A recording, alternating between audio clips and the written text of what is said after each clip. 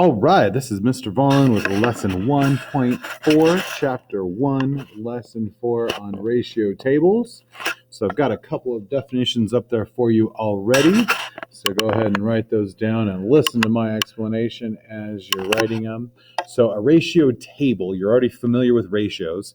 This is going to be ratios set up in a table, and those ratios are going to be equivalent, just like equivalent fractions. 1/2 is the same as 5/10, which is the same as 20/40. That's the same thing for ratios. They're different numbers, but they're equivalent to each other. So the table is going to have those. You can move along the table by multiplying or dividing two quantities by the same number. And I'll show you how to do that in just a second. And you can scale back, make the numbers smaller by dividing, or scale forward, make the numbers bigger by multiplying, right?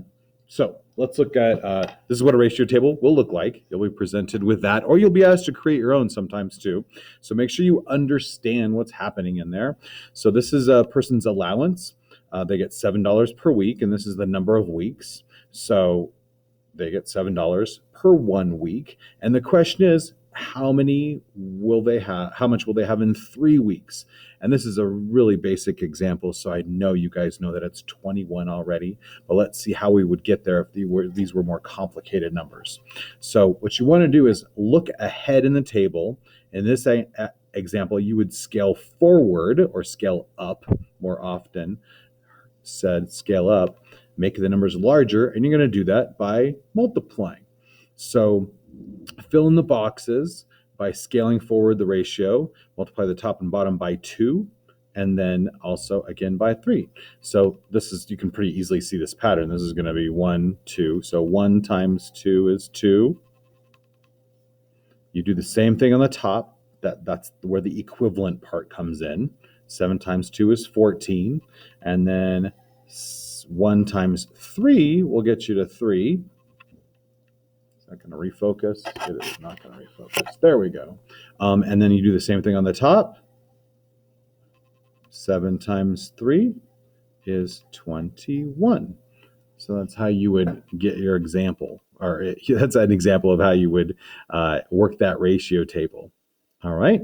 And if they gave you the 21 and they asked you how many in 1 week, you would be dividing to make it smaller, right? So let's look at a slightly more complicated example here. Example number 2. This is a ratio of boys to girls. We've got 4 girls for every 8 boys. And the question is, calculate the ratio of girls to boys if there were 14 boys. So in the above example, you could easily see that 1 times 3 gets you to 3, 7 times 3 gets you to 21.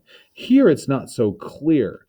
We've got 8 does not get directly to 14. Okay, so let me go through the steps and then I'll talk about it.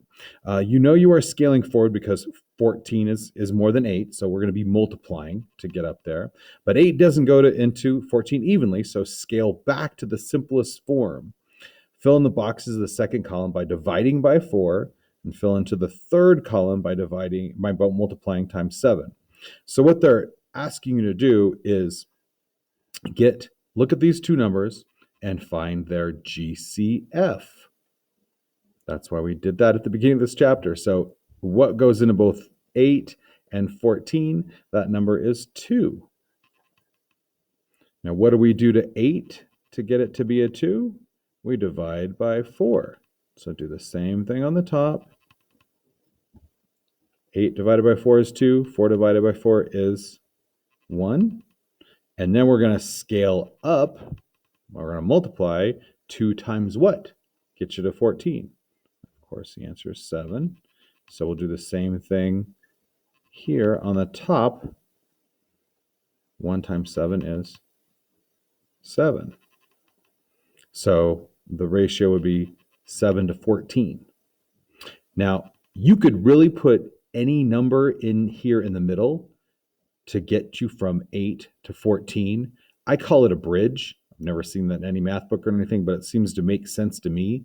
It's a bridge between the 8 and the 14. So we could pick a larger number if that made more sense to you. You could multiply 8 times 14 and put that in there and then scale up and then scale back to get there. So that's a little bit about ratio tables. You're going to be multiplying and dividing, moving along the table to answer questions.